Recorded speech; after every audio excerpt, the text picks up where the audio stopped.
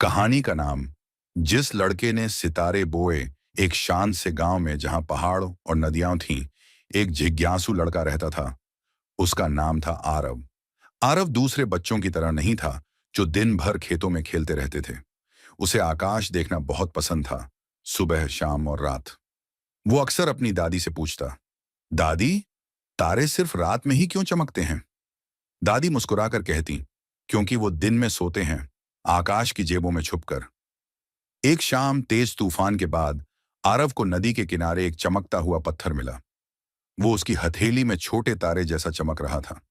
वो दौड़ता हुआ घर आया और दादी को दिखाया। दादी ने ध्यान से देखा और धीमे से बोली, ये तो टूटा हुआ तारा है। कहते हैं कि जिसे ऐसा तारा मिले वो जादू कर सकता है। उस रात आरव खेतों में गया और उस चमकते पत्थर को मिट्टी में बो दिया। उसने नदी का पानी लाकर उसे सींचा और फुसफुसाकर एक दुआ मांगी, कृपया उगना और दुनिया को रोशनी देना। सुबह वहां एक छोटी सी चमकती कोम्पल निकली थी। दिनों में वो पौधा बड़ा होता गया। उसके चांदी जैसे पत्ते थे और छोटी छोटी रोशनी वाली कलियां। रात होते ही वे कलियां आकाश में उड़ने लगी, एक एक करके, जैसे छोटे तारे पैदा हो रहे हों। गांव वाले चकित रह गए। अब हर रात आसमान और भी सुंदर हो गया था।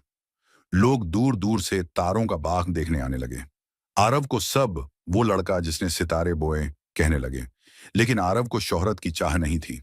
हर रात वो अपने बगीचे के पास बैठता और हर तारे को एक दुआ देता, शांति, सपने और अंधेरे में रोशनी के लिए। और इस तरह एक साधारण सा लड़का पूरे आकाश को बदल गया।